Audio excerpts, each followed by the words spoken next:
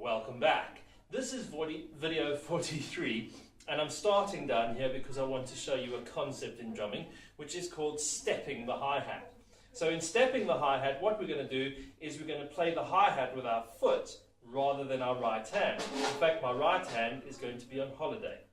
And so what's going to happen is I'm going to play the most basic drum beats and I'm going to use my foot where I used to use my right hand. And I'll play a drum beat like this.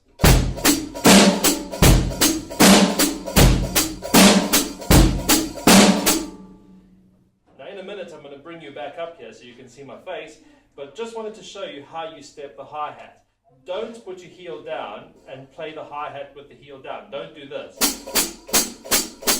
If you do that, you're going to start really fatiguing these muscles on the front of your leg. You want to use the strongest muscle in your lower leg, which is your calf, rather than these long thin ones in the front. So if you're doing this, these long thin ones are having to lift up your foot the whole time and they will eventually get quite sore and tired. Whereas if you're keeping your foot up like this, you're using the energy you're storing in your calf by just bouncing on your toes.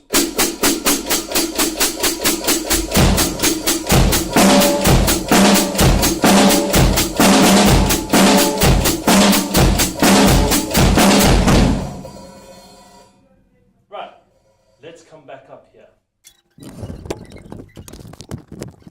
Right, and we're back up here at the top. And so now I'm going to do exactly the same thing again, but I just want to show you. So the hi-hat is on holiday, and we're just going to play some of our drum beats. Let's start with the Mersey beat.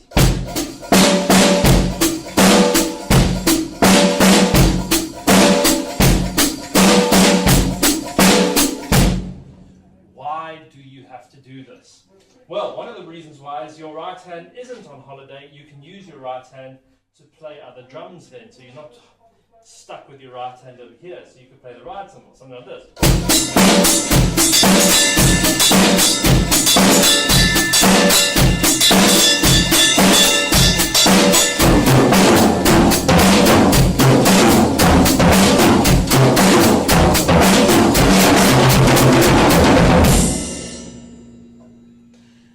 Now, I want you to practice that because we're going to use that in a lesson to come.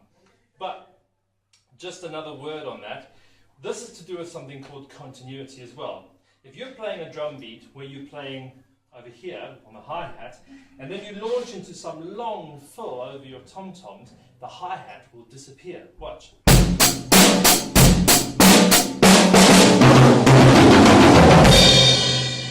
And then it will come back. Now that's not a bad thing. Sometimes having a contrast like that is a musical choice. It's something that works. But it might be quite a good idea if we keep the hi-hat going while we do the fill.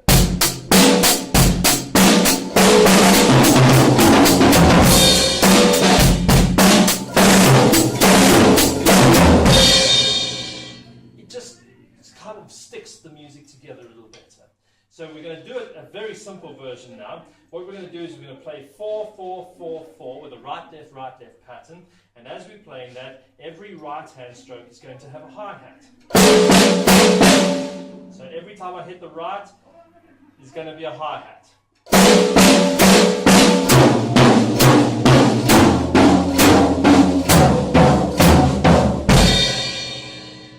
A little faster.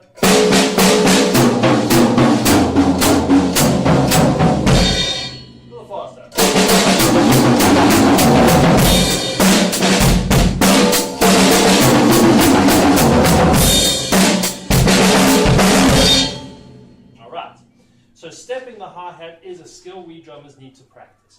And you'll see on some drummers kits like John Bonham, and I certainly have one too, they even attach a little tambourine to this little pokey out bit over here, so that as you're stepping on the hi-hat, you're also getting a jingle, jingle, jingle sound. It just adds another element to the sound of your drums. It's a good thing to practice, it's a good thing to be able to use, it's a good thing to be able to get your left foot on autopilot and just leave it cooking away on this side of the drum kit while you're all busy on this side, and it's a good thing to put into a drum solo. It's a good thing. Go and practice.